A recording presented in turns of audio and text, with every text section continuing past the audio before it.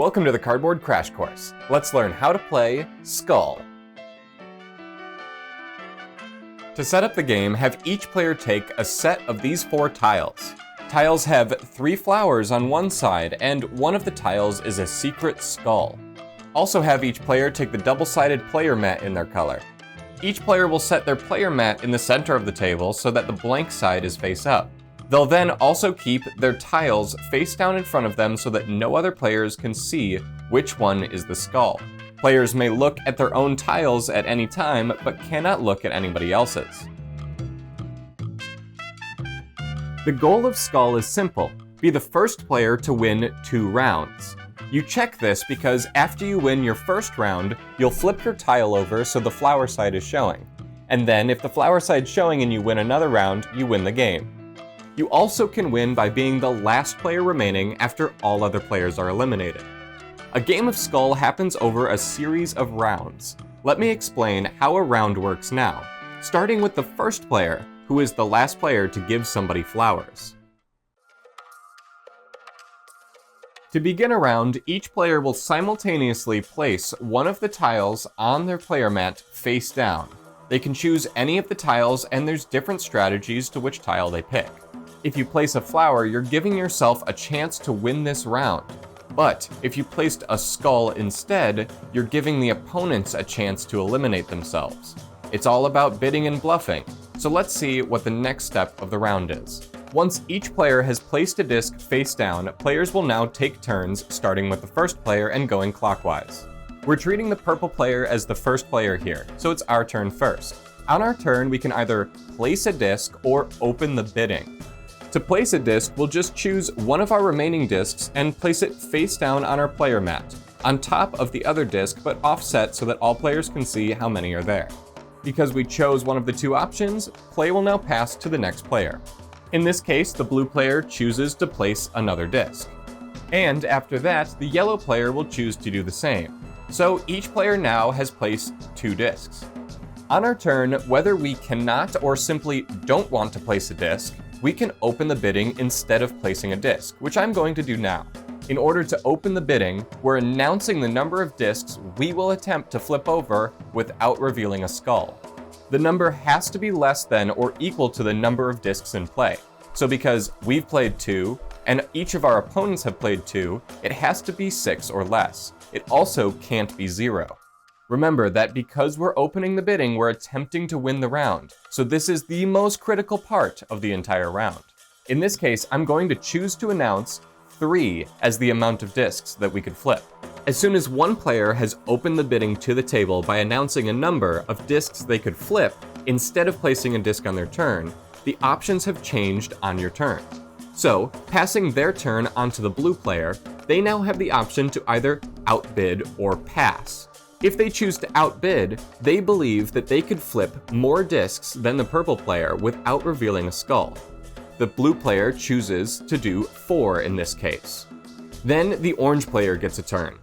They're scared, and they think that one of the players, maybe even themselves, and we'll see in a minute how that works, have chosen to place a skull instead of a flower. Because of this, the orange player will pass. Play continues around the table until only one player is remaining and all other players have passed. In this case, the purple player is remaining with 5 as the chosen number of discs that they could flip before hitting a skull. That's because when it got to the purple player's turn, they chose to raise the bid to 5 and the blue player couldn't handle it, so they chose to pass. Remember, you can never outbid more than the number of discs at the table. So if it got to 6, that player would have to flip all 6. So with the purple player being the high bidder at 5, let's see how the resolving of flipping the discs works.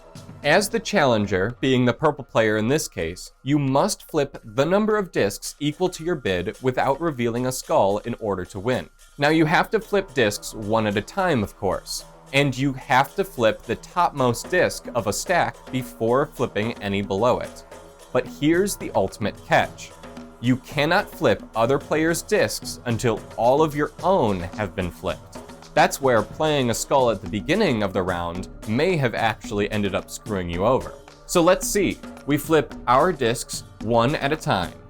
Every time you flip a flower, you're safe. but if you flipped any skulls, you're out of the round and eliminated. Now, we're safe here with our own, but we have options now. We can either flip the topmost blue or topmost orange disc. I'm going to choose to flip the topmost orange disc. Because we're safe, we can continue. I'm going to choose to flip another one of the orange discs. In this case, we have 4 total discs that we've flipped, and I have to move on to the blue one. Now, in the case that the blue disc is a flower and we've flipped our total of 5 discs without revealing a skull, we win the round. If our player mat is face down, we flip it face up so the flower is showing. And if we won a round while the flower is face up, we'll win the game entirely. Now, let's rewind and pretend like I flipped a skull instead. No matter where we are in the terms of flipping the discs, if we ever reveal a skull, it's a failure. In this case, we'll shuffle all of our discs face down and present them to the player whose skull we flipped over. That player will randomly take one of the discs and place it face down back into the box so it can't be used. And if instead you flip over your own skull, you take all of your discs that are played or unplayed and add them to your hand, choosing one of them yourself to place back into the box. You can even choose your own skull to remove from your hand, which adds some interesting strategic plays. If this continued one round after another, and you eventually place all of your discs back into the box, by yourself or because of another player's skull, you're eliminated from the game. Regardless of whether the challenger succeeded or not, all players will take their discs back into their hand in order to start the next round. You start the next round just as normal, except the first player might be changed. If the challenger succeeded in flipping all of the discs and flipping over their player mat, then they are the first player for the next round. If the challenger instead failed by flipping a skull, then the player whose skull that belonged to is the first player for the next round. If the challenger failed by flipping their own skull, they get to choose the first player, which could be themselves.